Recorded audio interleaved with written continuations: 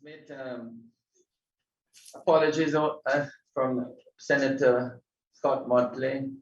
No other so far, Anila. All right, Sir. we're going to go straight in. Kamika, are you there? Kamika Face, are you there? Warren, is your team on? Good morning, everyone. Good morning, Minister. Yes, Kamika Faces, she's online. Let me just check if she's having any technical difficulties. Sorry about that. Good morning. You're on, Kamika? Yes, I am. Turn on your video. Oh. All right, and then you're going to go straight into 13, then we go. Right, sir. We're not seeing you, so. All right, let me. All right, no problem. You go ahead and brief us on 13. Right. Okay. You're seeing the clause by clause. Is everyone seeing that? Yes, yes. Okay, great. All right. The only issue with 13 by the public defender and 13 regards the information of participants in the Justice Protection Program, and the public defender expressed concern. She believed it didn't appear, the clause as is doesn't offer adequate protection to the individuals in the program, and her recommendation was that the legislation should provide more detail as to how to deal with those persons. However, however, the manner in which the clause was drafted does actually seek to ensure the protection of persons, and it doesn't require amendment because the framework for protection of someone within the Justice Protection Program falls under the Justice Protection Act, which that framework includes, among other things, the agreement to be made between an entity and the administrative center, and the administrative center is the Justice Protection Program. So there's no need, nor would it be appropriate for such matters to be detailed in this legislation. Yes, yes. I recall discussing with the public defender. Somebody's mic is up. Please turn off your mic. There's a disruption. I'm getting an echo here. What is that?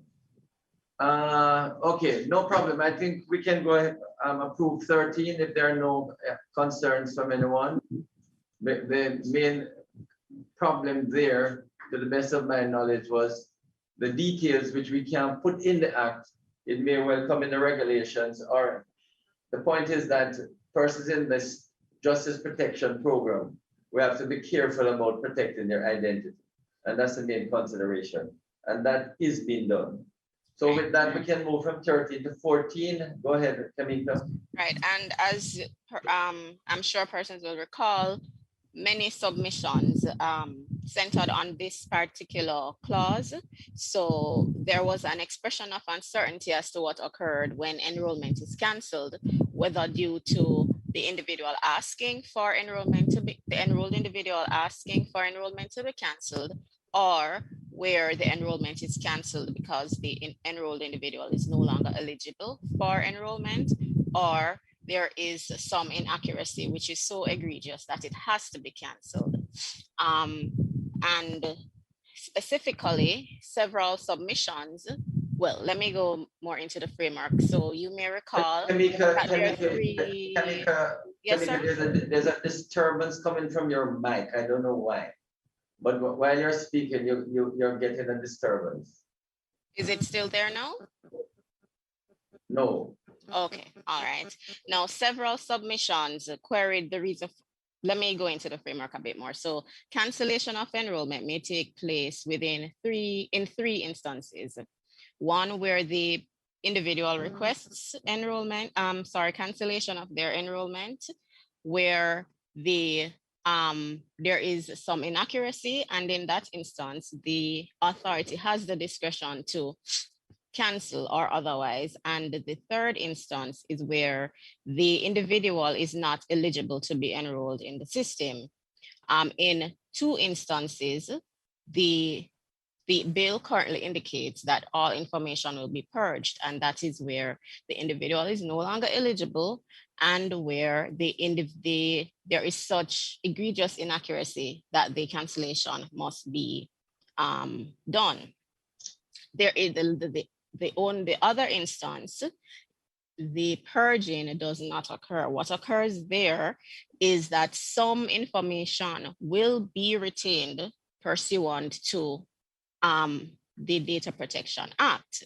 And the Data Protection Act, with regard to this instance, the retention of data would be where for purposes to fight anti-fraud organizations. And that was a major issue for many persons because they didn't understand why it was that there was this distinction between the 3 types of cancellation. All right. Now, so,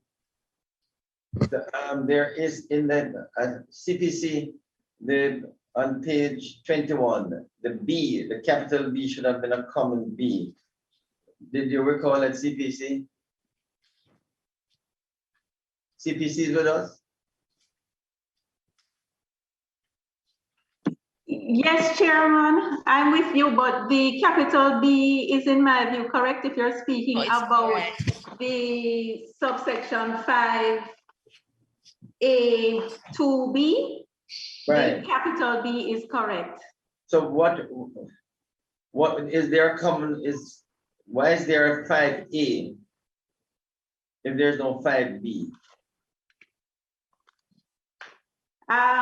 Chair, the provision there, I believe, I think there's a little discrepancy in the paragraphing, but it would affect the whole of the paragraphing, not just that particular provision. Right. Sorry, no, Chairman. Actually, the problem is that there's a B, but it's misaligned. So during the printing process, that's the point, it appears in the line with paragraph A. So if you look on page 20, right, where it says shall cancel national identification card issued to that individual, and B, the words appearing from B onward should have been brought back to the margin as paragraph B. So you will so the B that's phrase attached to B in the what appeared in the chapeau should really be brought back to the words B in the case of cancellation and the dash, that is actually paragraph B. It was misaligned during the printing process, and there are several of those errors appearing in the bill. I had prepared a list of editorial corrections which would correct those printing errors. Okay, thanks, CPC. Chemical. Mr. Chairman. Yes, go ahead. Can I ask you a question, please? Sure. The issue of cancellation-based inaccuracy. Let's say there is an inaccuracy. Is a spelling mistake considered an inaccuracy, or is it where someone deliberately provides misleading information? So if my name, which is Julia, and is spelled Jull, 2 L's or 2 N's, does that qualify as an inaccuracy, which would then result in all the data being purged from the database? Kamika or Warren? Okay, thank you. Thank you, Chairman. And Mr. Robinson, very good point. Yeah. That would be more of a correction instead of a cancellation. I think you said it well. Cancellation would have to be when you provide misleading information. Okay, so I just wanted to be clear about what because it says inaccuracy. So I don't know how we define inaccuracy in how we would move forward. Because, for example, there are a lot of, like with our electoral IDs, there are a lot of discrepancies with persons' names, spelling, etc. Those do not fall into the category of being what you would consider to be inaccurate. That's just a mistake that would be corrected, and the data would be maintained within the database. And if I may, Chairman, just to add an additional point, the way how the NIDS enrollment component is supposed to work is that the enrollment officers will not be allowed to enter the name of an enrollee. That information, for example, will be pulled from your civil registry or your birth certificate information. So any inaccurate information that is reported by the enrollee, then the enrollee would have to go to the civil registry and correct that. And on the NID side, that would be a correction similar to an ordinary resident. That data would have to come from PICA in terms of the passport information and their length of stay. And if there's any inaccuracy at all, it would have to be corrected on that side. So we're trying to limit the possibility of an enrollment officer, generating errors on our side. Right. Let me just ask another question, Chair. Sure. In a scenario where, let's say, you have deliberate misinformation being provided to you, which is pointed out, the person has another opportunity to enroll, and how many other subsequent opportunities would a person have if a scenario like that arises? Warren, go ahead. Okay, thank you very much. So we're always going back to the baseline as to whether or not you're eligible to be enrolled. So if you're an ordinary resident, you will always be entitled to enroll. If you're a citizen, you're always entitled to be enrolled, even if that person, is locked away in prison. I believe, however, the critical point here is that within the framework of the bill, there are provisions in there to deal with, persons who provide misleading information, and some of them are actually linked to, to criminal matters. And Kamika, you can maybe help me out here in terms of those.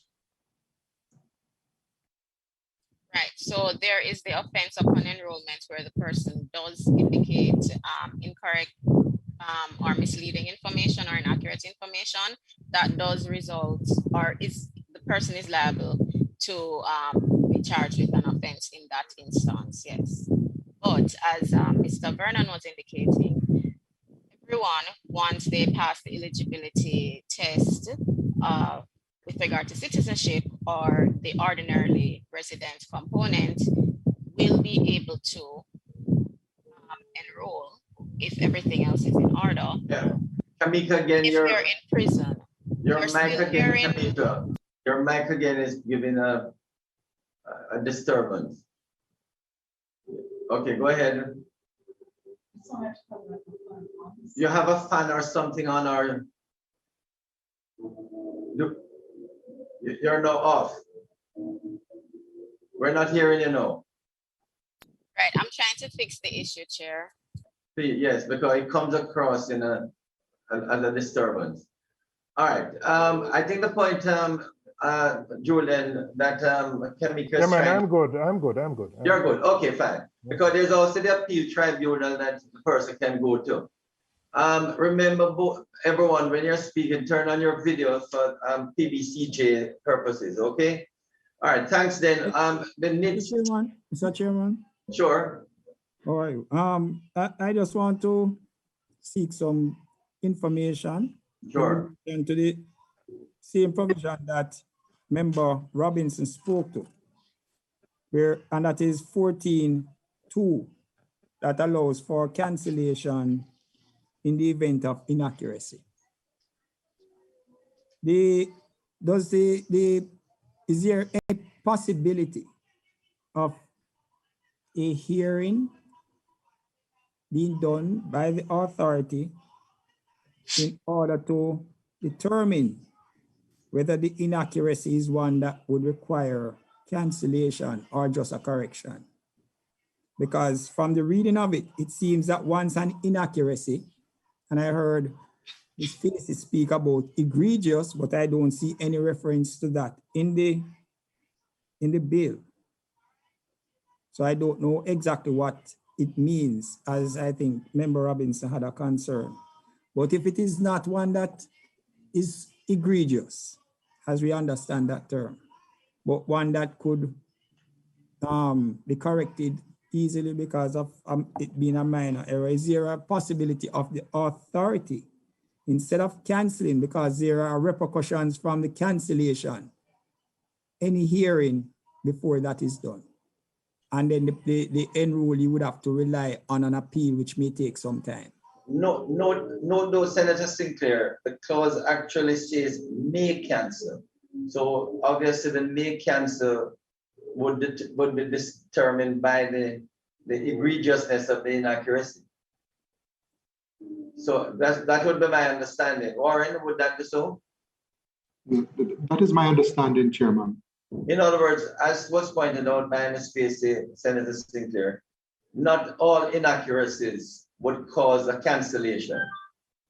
It would have to be, in my understanding, misleading. Okay?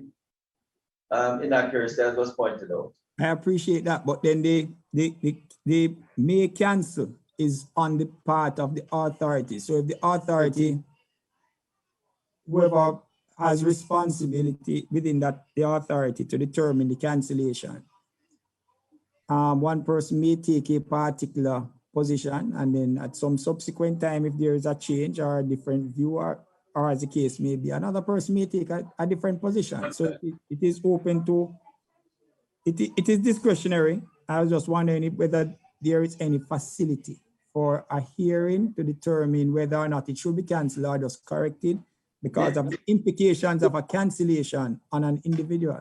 Bear in mind, though, Senator Sinclair, even if it is canceled wrongly, to use the extreme position, then the person can still reapply. And in those circumstances, the inaccuracy can be changed. But I agree with you. You shouldn't just cancel for minor inaccuracies. And that is where the discretion within the authority would be such that it would not be in their interest to cancel for minor inaccuracies, if you see the point. In other words, because if it is canceled, the person can reapply. So it would not be in the authority's interest to cancel for, minor inaccuracies. Okay. Very well. Thank you, Mr. Chairman. All right. Now, the NITS team, based on the submissions from the public and also the concerns of members, do you see any changes that could be made to 14? Warren, did you, in going through section 14, did you see, apart from the editorial adjustment, is there anywhere you see any need for adjustment? Thank you, Chairman. Kamika, you want to just speak on that matter for me based on the technical team notes? Thank you. Yes. Any changes you're recommending in that clause? Right. Yes, we are, Chair. We believe that the clause needs to, given all of the uncertainty expressed, we believe that we may have to review that clause to make it clearer or more precise. Cancellation based on ineligibility may not always result in purging of the information because the person may have been enrolled in the system quite correctly, and because we need to retain the identity information in the system to maintain the integrity and accuracy of the system and to protect that enrolled individual's information, that information may also need to be retained. Therefore, there would be two situations where we have to retain. Kamika, could the NITS team please work it out with the CPC? CPC, you want to come in?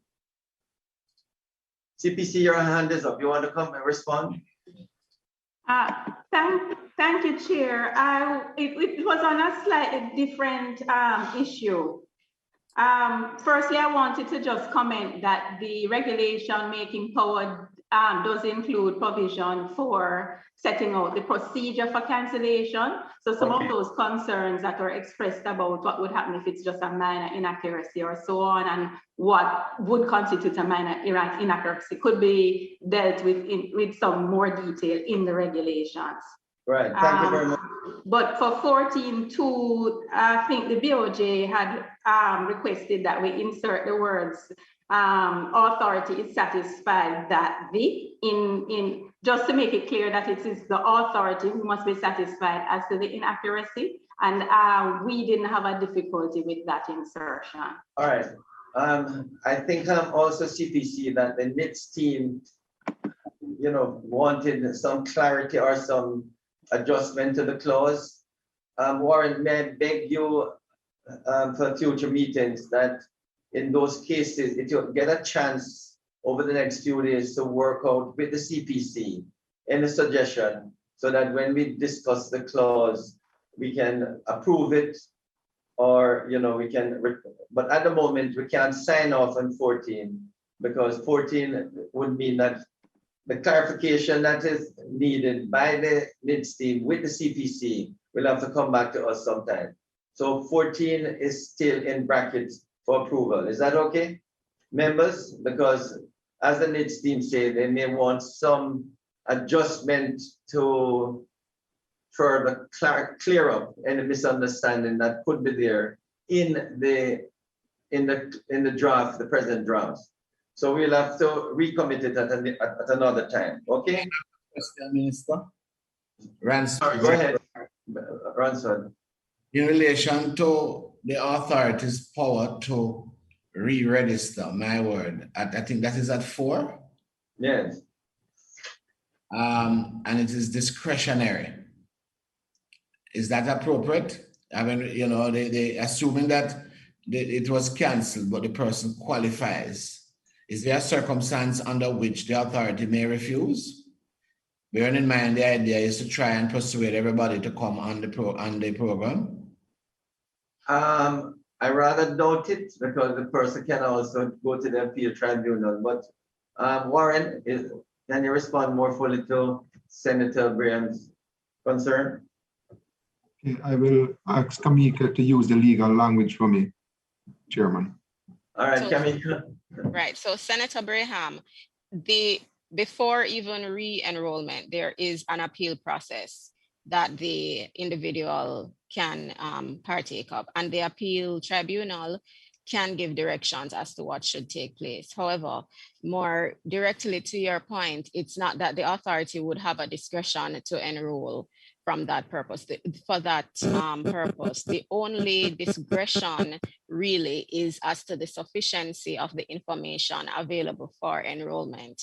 And in that instance, the authority, due to our particular, Jamaica's particular issues with certain types of identity information, the authority was given or is purports to be given the discretion to accept less than the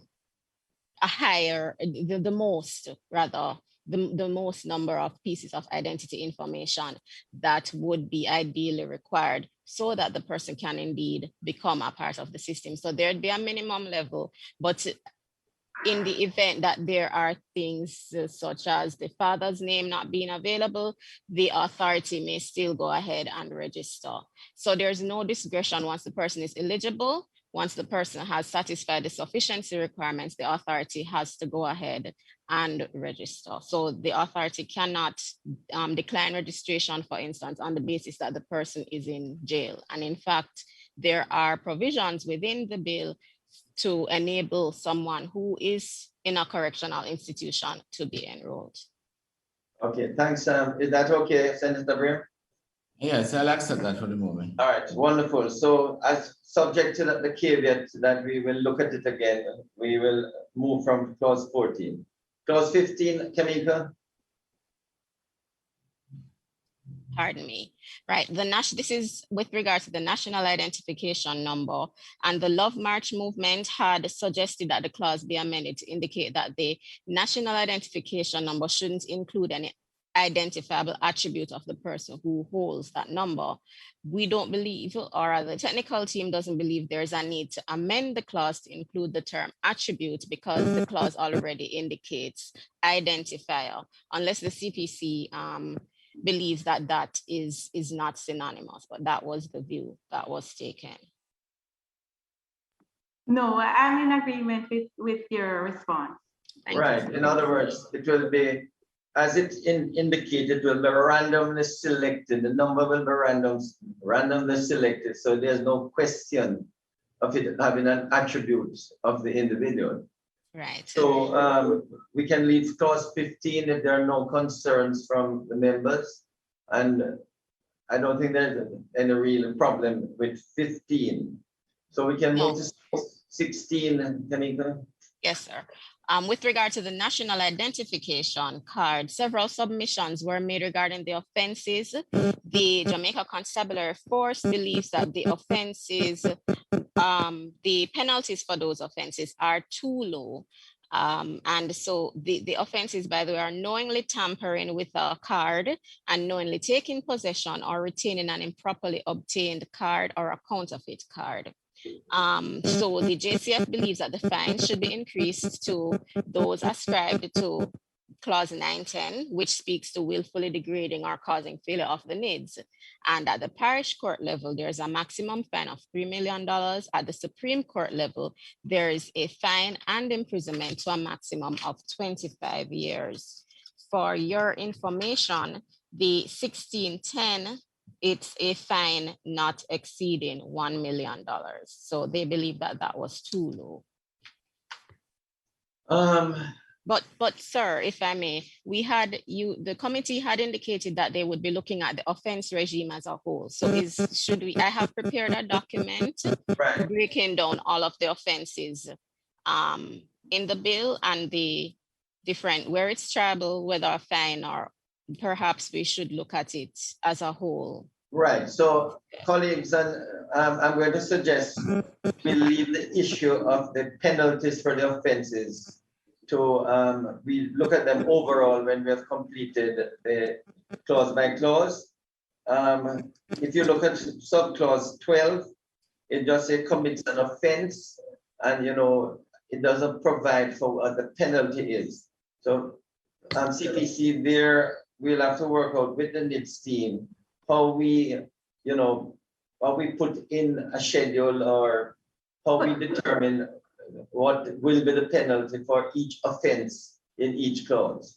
All right, Chair, but for subclause 12, there is a general penalty provision towards the end of the bill, which would apply in that case. Right. And also, a number of persons, as Tamika pointed out, were of the view that the penalties should be adjusted to a higher level. In other words, the maximum should have been increased, okay? So we will look at that when we look at the overall penalty regime. So is there anything else in regards to 16, Tamika, that concerns were raised that needs to be addressed? Well, no, that can be looked at as it regards.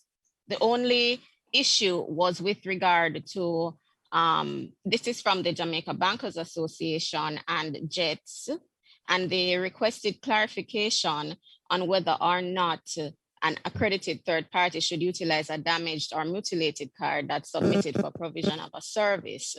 The bill does require the return of such cards, and the third party, being aware of this, would accept such a card at its own risk. However, the bill does indicate that the information on the card is to be taken as prima facie proof of the identity of the card holder.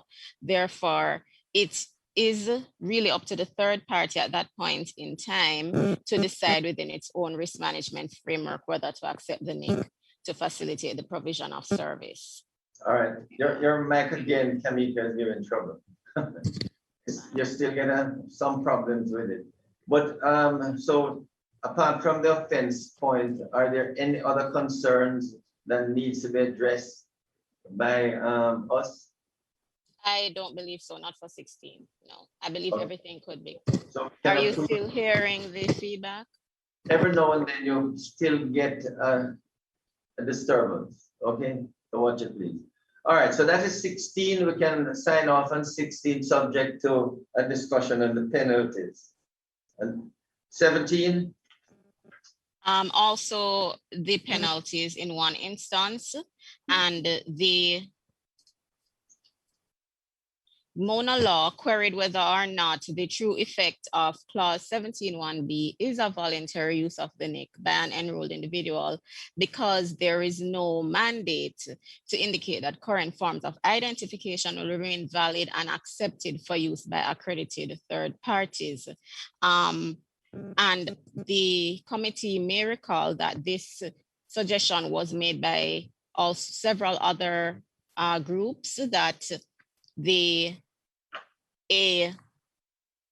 public ought to be protected, for want of a better word, from being denied access if there is no clause in the bill specifically providing that the current forms of identification, either providing that they're still valid or providing that persons cannot decide not to. No, I don't think it would be appropriate, my opinion, for this bill to say that the public should, or generally, people should accept the passport, driver's license, or electoral card as proof of identity.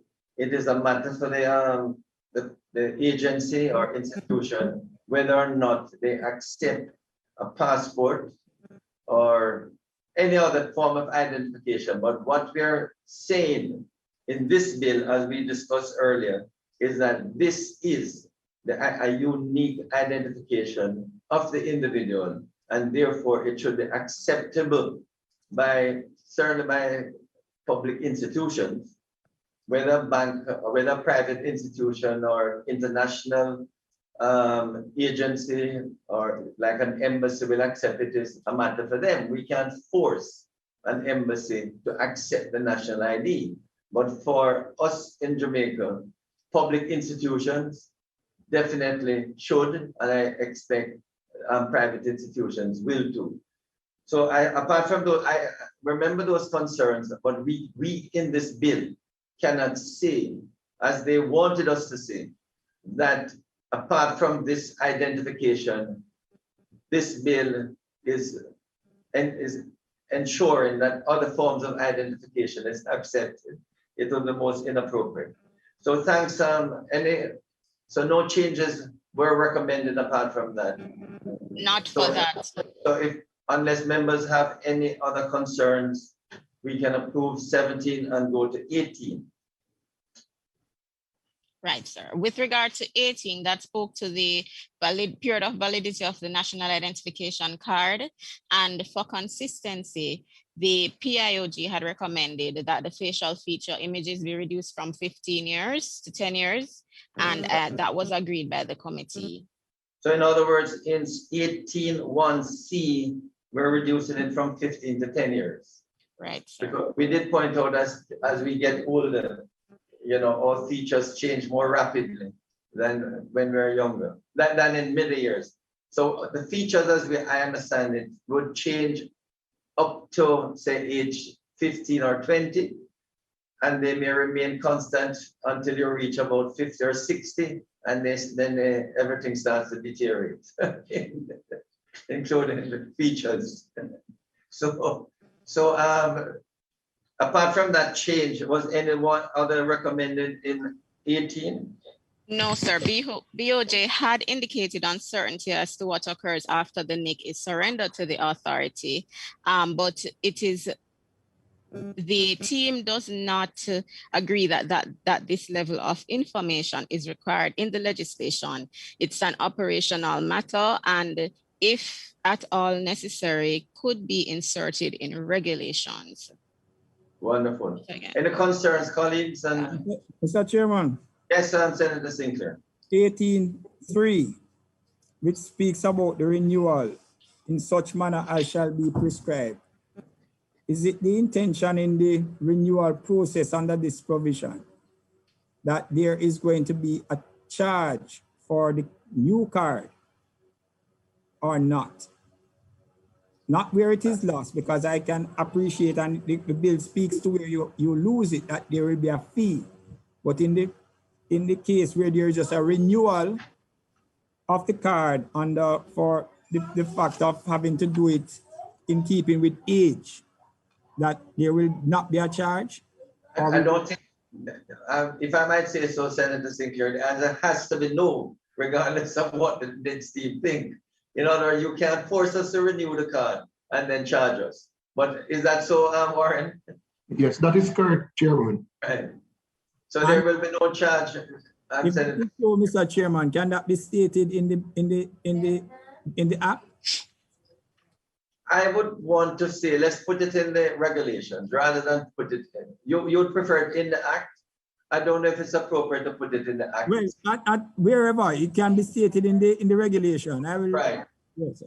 So please, Nixie, make a note of this, that in the regulation, it should be clear that the, you know, there will be no charge for renewal, okay? But, Mr. Chairman, this yes, is put on your video when you're speaking, remember, right? Is it conceivable at some point that it may be reasonable to charge for a renewal? I don't think it would be appropriate though, Senator Graham, to ask persons, you know, to renew their card, you know, especially where you're trying to encourage persons to have this unique identification card. You know, for instance, let's look at the electoral cards. In the electoral cards, to ask persons to renew it, to ask them to, you know, pay for it, they wouldn't. You see the point? So I don't think it would be appropriate, you know, and my understanding is that renewal would be almost automatic every 5 or 10 years, as the case may be. And in those circumstances, to impose on persons to pay, I don't think it would be appropriate. Is that? Chair, Yes, yes. Jamaica, I was just indicating, Chair, that at clause 16.5, it states the issue of a national clause 16.6 states subject to subsection 8, the issue of a national identification card to an enrolled individual shall not be subject to the imposition of a fee payable. Right. And so subsection 8 would be where the card has been lost, stolen, mutilated, destroyed, or damaged. Right. So because as we have stated, Senator Graham, the card actually remains the, it says it here, remains the property of the authority, 16.9. Okay, actually say this. So there, the charge would be inappropriate. Okay. Any other concerns on section clause 18?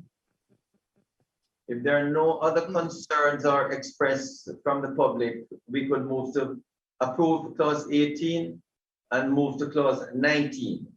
Right. Clause 9. Right. So clause 19 was another area where several entities highlighted concern about the contents of the card, and the contents of the card directly flows from the identity information that's required for enrollment in clauses clauses 10 to 12. Well, 10 and 11 more than 12. And the Jambar highlighted the concern that the contents may not meet the requirements of the Constitutional Court's judgment as they may exceed the minimum data requirement. JFJ recommended, well, currently in this clause, the authority has the ability to amend the contents on the face of the NIC. However, that is subject to affirmative resolution of both houses of Parliament. And of course, the public defender also would have had an issue with regard to the contents of the clause on the face of the card. However, we don't believe, or the team doesn't believe, that this particular decision can be made without some level of decision with regard to clauses 11 and 12, and therefore we may have to revisit this particular concern. And we can't make that decision at this time as it relates to the contents of the card. Because of what? That. Okay. Yeah. So with regard, Go ahead, Kamika. Well, but with regard to the ability of the authority to amend the contents, the ability should be retained because there may be a requirement to modify in the future. And if we don't retain this ability via regulations, then we would have to amend the principal legislation. And the protection accorded by the fact that this goes through the parliament and receives some level of parliamentary scrutiny, the team believes that that is sufficient or ought to be sufficient protection to satisfy the public that the authority will not simply, is not able to simply insert any particular, attribute that they require or they believe ought to go on the face of the card without more. To the best of your recollection, Kamika, could you say what in 19 they would like to be removed? So it should not be in the card. Warren, So do what you is recall? There's an editorial numbering of the Roman numerals, but that can be taken care of by CPC. But is there any, were any that was suggestions? in the list of editorial corrections that was prepared. All right, thanks. Right. So, sir, I believe, for instance,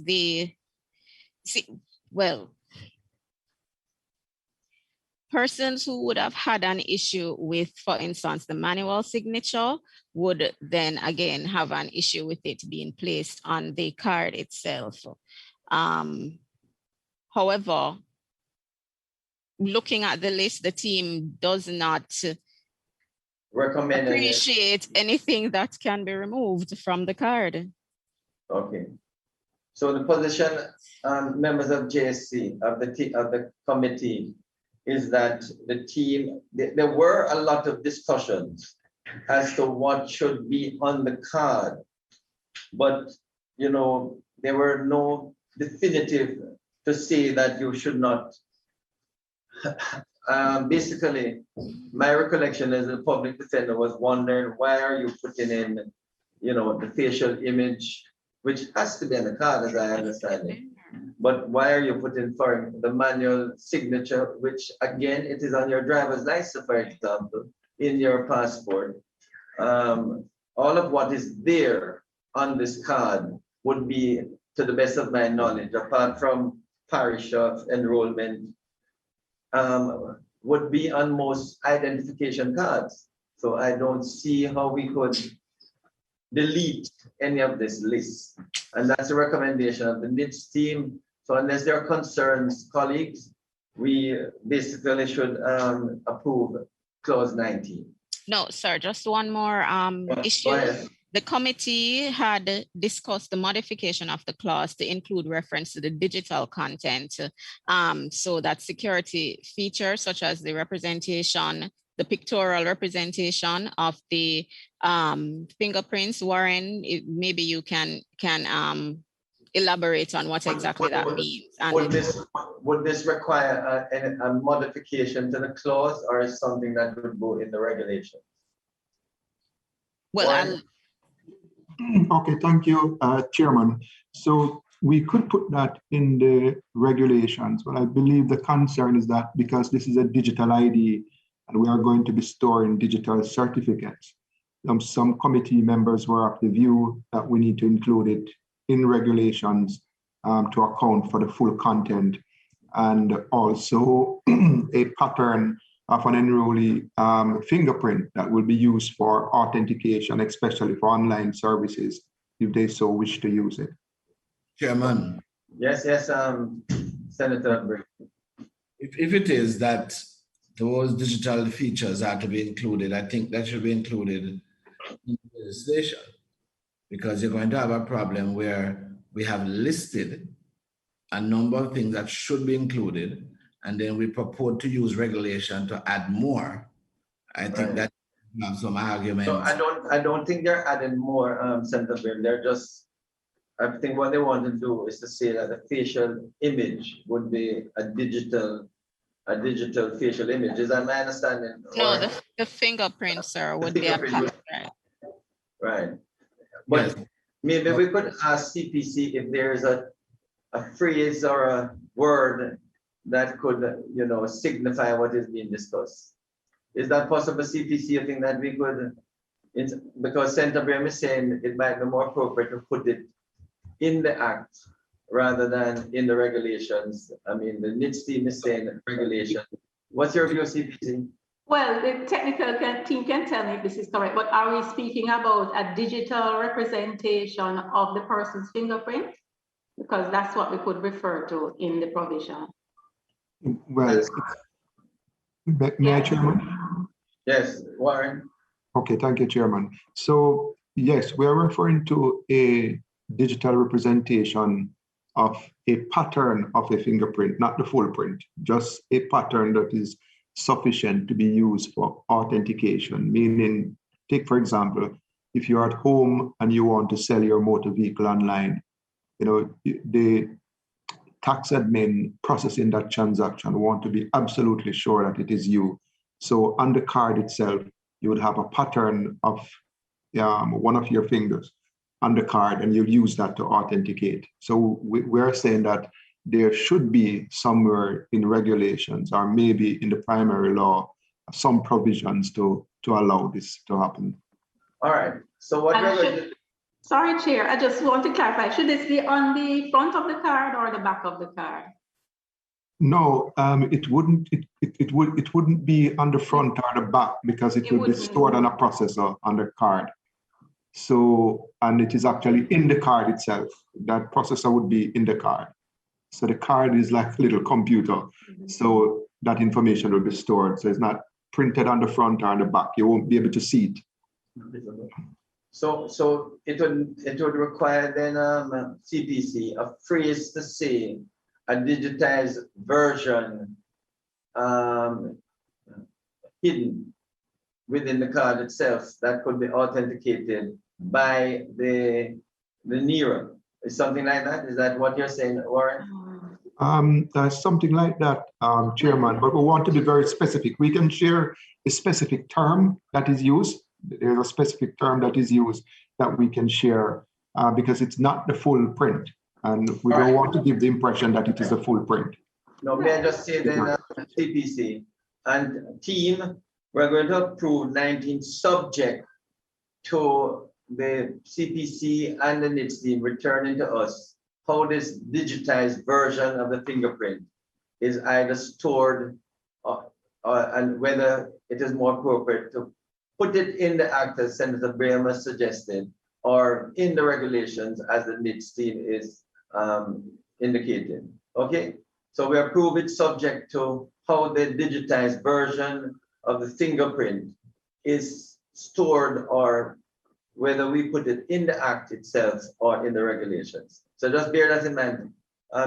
NITS team, when we go back over the various clauses, okay? If that is so, we can, subject to that, we can approve 2019 and move to 20. All right, sir. Yes, Camila. Right, as it relates to the cancellation of the card, this is clause 20, and the recommendation had been made that NERA give notice of the intention to cancel within a certain time period. For example, 30 days was given by the Coalition for Healthy Society. The team does not believe that is necessary because the bill makes provision for the enrolled individual to appeal this decision within 20 days of being notified of the cancellation of the card.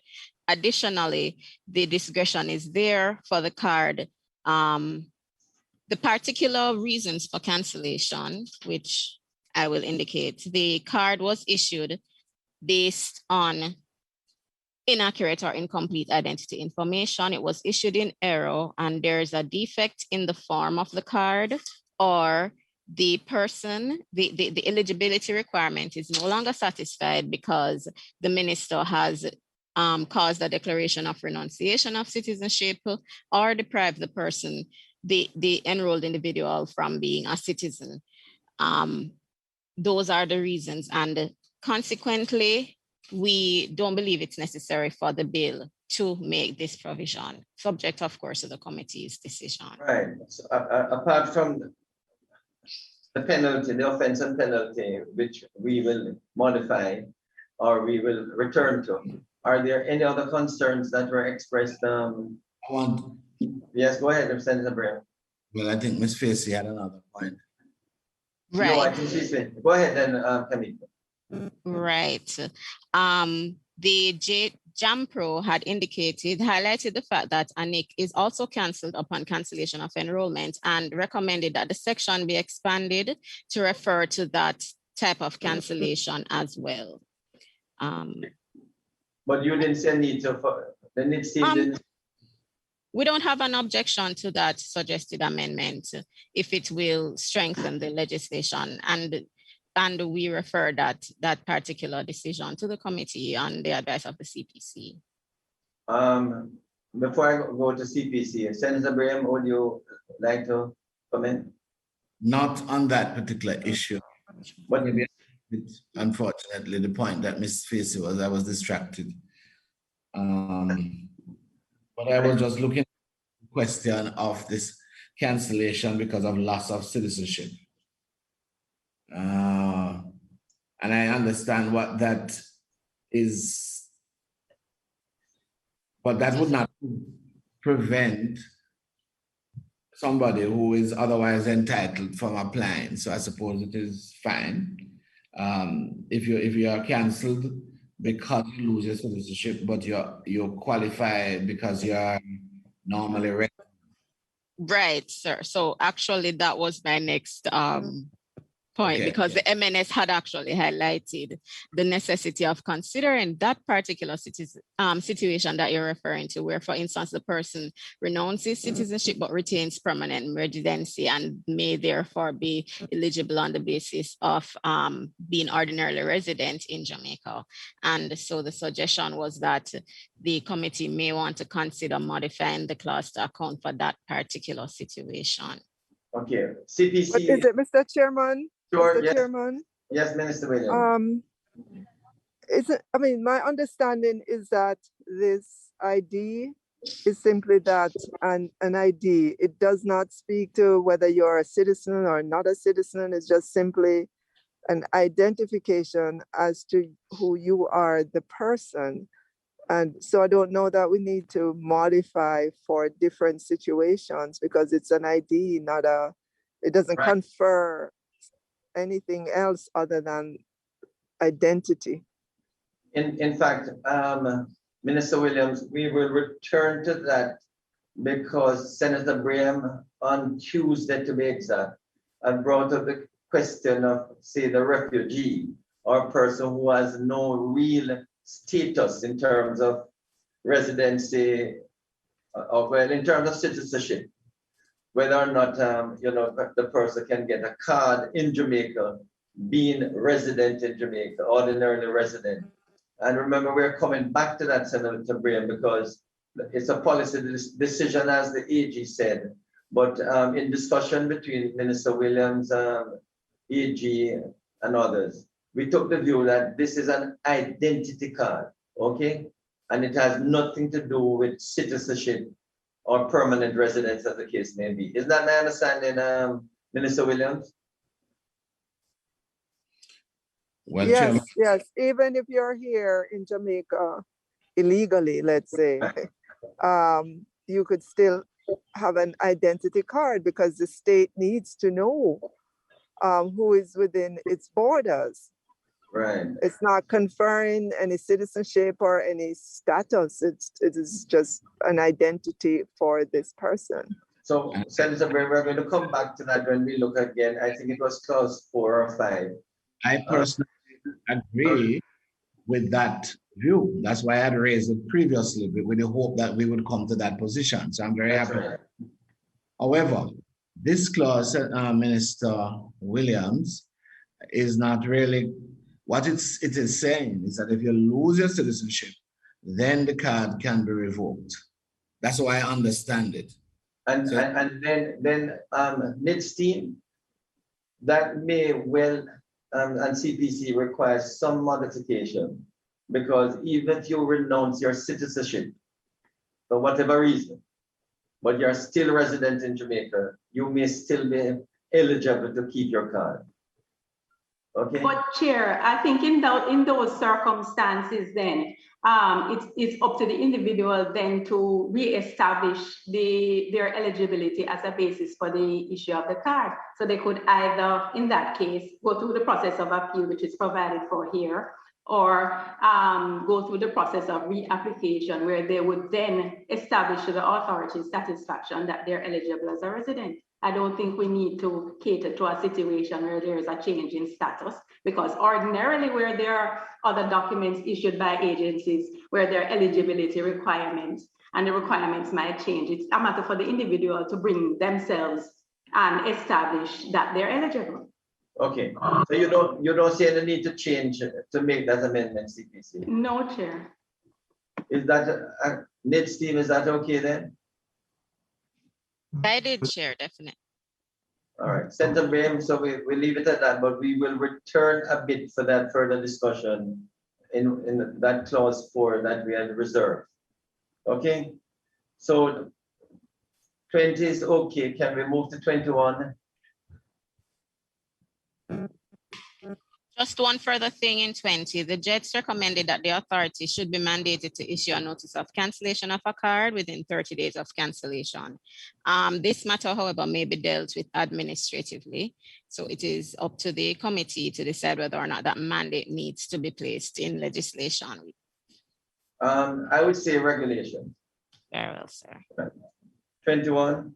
There was no concern under that clause as it relates to that clause. With regard to the obligation to surrender the national identification card, One moment, please. Yes, sir. 21.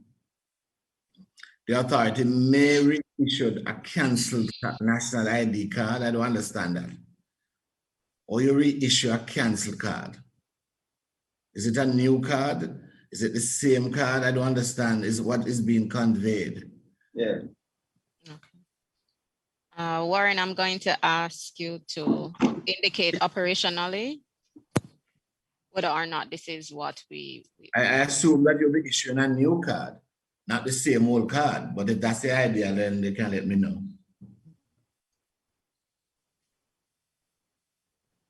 So The provision could be reworded to refer to where an national identification card has been cancelled. The authority may reissue the card in any case where the authority is satisfied that the conditions required by the cancellation have been rectified. 21. I think Senator Graham is quite correct. I mean, it doesn't read well. Okay, so there will be a redraft as suggested, Senator Graham. Okay, 21. So just we approve it subject to that modification by the CPC. Okay, 22. Right, sir. So the Ministry of National Security highlighted the fact that there's no timeline stated that for the surrender of the card. And they thought that as a result of that, the particular offense didn't really have any teeth per se, and suggested that a timeline be inserted for the surrender of the card. The reason that this was not inserted was because the Interpretation Act indicates that an act should be carried out in the absence of a stated time as soon as possible in the particular circumstances.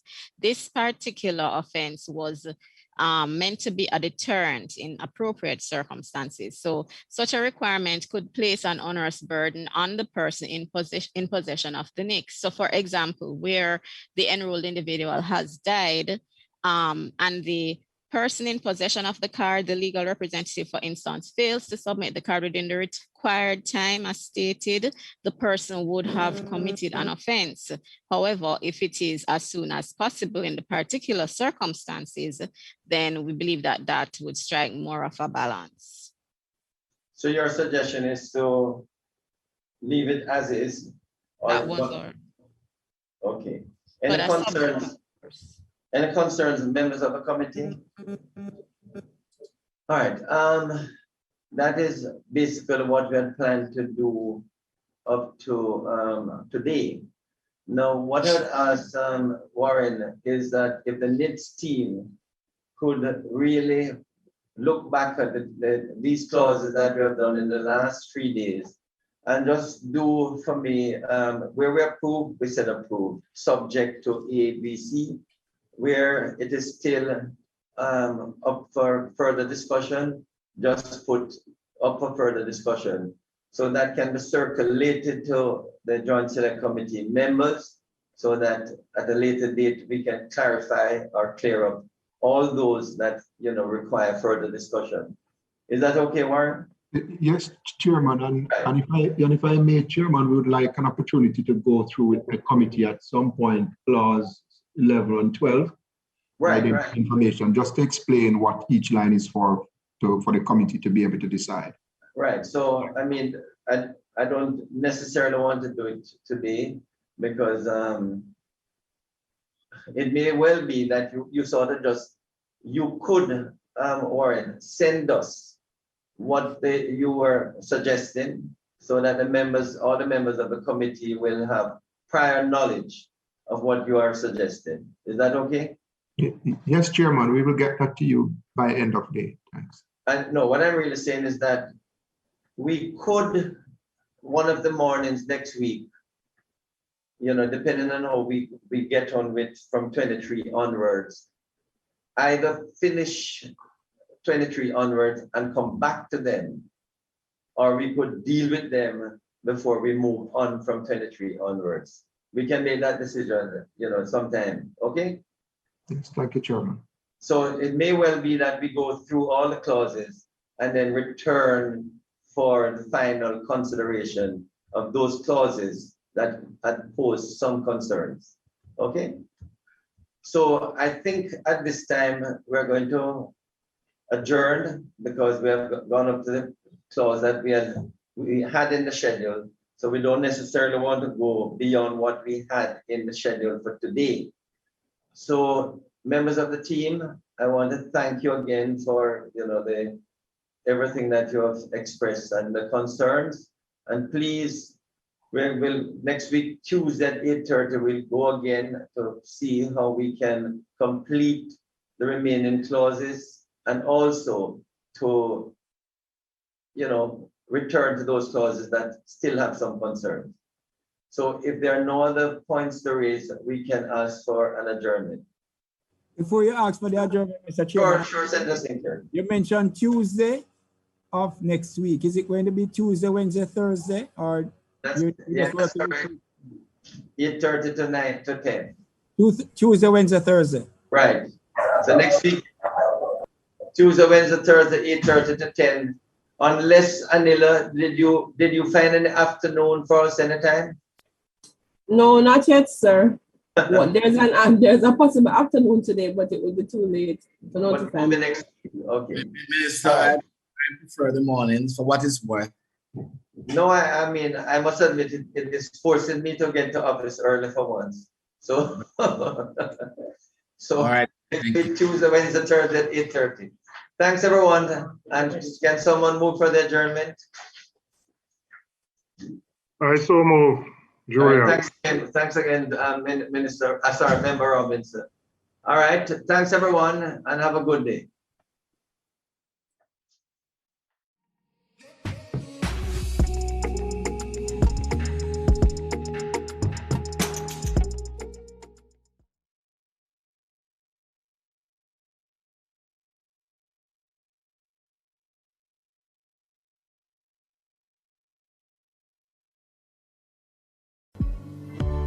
No one is immune to mental illness.